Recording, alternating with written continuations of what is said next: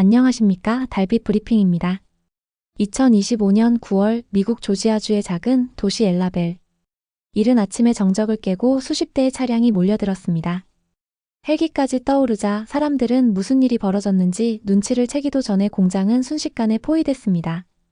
곧이어 수백 명의 무장 요원들이 공장 안으로 들이닥쳤습니다. 그리고 그곳에서 일하던 노동자들이 줄지어 끌려 나왔습니다. 손목과 발목이 묶이고 허리에 수갑까지 채워진 이들은 버스에 태워졌습니다. 그 숫자는 475명, 그중 한국인만 최소 300명이었습니다. 이 장면은 단순한 단속이 아니었습니다. 미국 역사상 단일 시설 기준 최대 규모의 이민 단속으로 기록된 사건이었습니다. 이곳은 현대자동차와 LG에너지솔루션이 약 76억 달러, 우리 돈으로 10조 원에 달하는 돈을 투자해 건설 중인 전기차 배터리 공장이었습니다.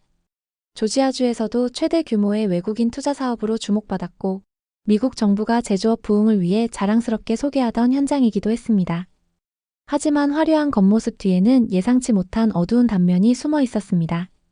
체포된 노동자 대부분은 현대차와 LG의 직접 고용 직원이 아니라 하청업체나 협력사를 통해 투입된 인력이었습니다. 불법 체류, 비자 위반, 불법 취업 혐의가 적용되면서 미래 산업의 심장부는 하루아침에 단속 현장으로 바뀌었습니다. 미국 정부의 입장은 명확했습니다. 국토안보부 산하 이민세관단 속국과 국토안보조사국, FBI, DEA, 그리고 조지아주 경찰까지 합동으로 진행된 이 작전은 몇 달에 걸친 조사 끝에 실행되었습니다. 작전 이름은 로우 볼티지. ICE는 이번 단속의 목적을 불법 고용을 뿌리 뽑고 미국 내 합법 노동자를 보호하기 위한 것이라고 설명했습니다. 트럼프 대통령 역시 이번 사건을 직접 언급하며 미국의 제조업은 미국인 노동자가 지켜야 한다고 강조했습니다. 산업 유치와 이민 단속, 서로 모순된 두 정책이 정면으로 충돌한 순간이었습니다.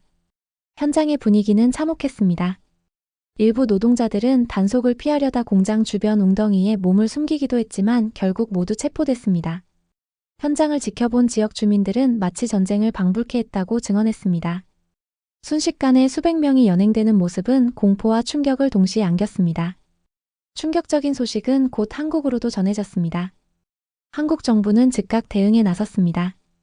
이재명 대통령은 긴급 태스크포스 구성을 지시했고 외교부는 워싱턴과 애틀랜타에 대응팀을 파견했습니다. 조연 외교부 장관은 매우 우려스럽고 무거운 책임감을 느낀다며 필요하다면 직접 미국을 방문하겠다고 밝혔습니다. 한국 정부는 한국 기업의 경제활동과 국민의 권익이 부당하게 침해되어서는 안 된다는 입장을 분명히 하며 교민 보호와 외교적 협상을 시작했습니다. 기업들도 해명에 나섰습니다. 현대차는 체포된 이들이 당사 직원이 아니라 협력업체 소속 인력이라는 점을 강조했습니다. 북미 총괄 책임자를 정권 담당자로 지정하고 공급망 전반을 재점검하겠다고 밝혔습니다. LG에너지솔루션 역시 직원 47명과 협력사 인력 약 250명이 체포됐다며 미국 출장 전면 중단과 내부 조사 착수를 알렸습니다.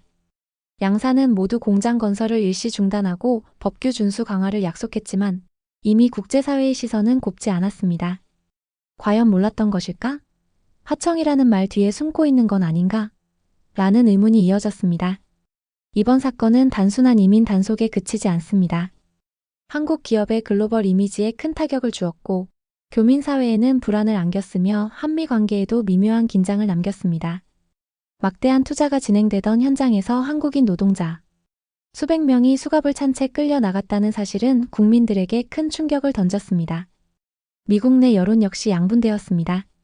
한쪽에서는 불법 고용을 단호히 막아야 한다는 목소리가 높았고 다른 한쪽에서는 대규모 단속이 한미 동맹에 불필요한 긴장을 만들었다는 지적이 제기됐습니다. 외신들은 연일 이 사건을 보도했습니다.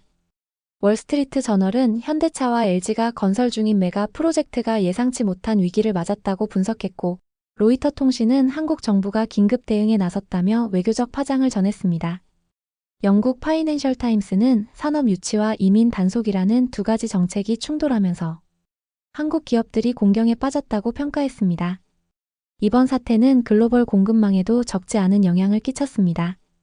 전기차 산업을 둘러싼 각국의 경쟁이 치열한 가운데 한국 기업이 미국 현지에서 대규모 단속에 휘말린 것은 투자 안정성과 신뢰에 직접적인 타격을 준 사건이었습니다.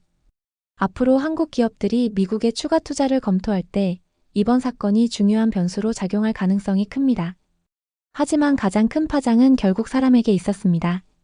체포된 노동자들 중에는 미국 현지에 가족을 둔 이들도 있었고 생계를 위해 위험을 감수하고 일하던 교민들도 있었습니다.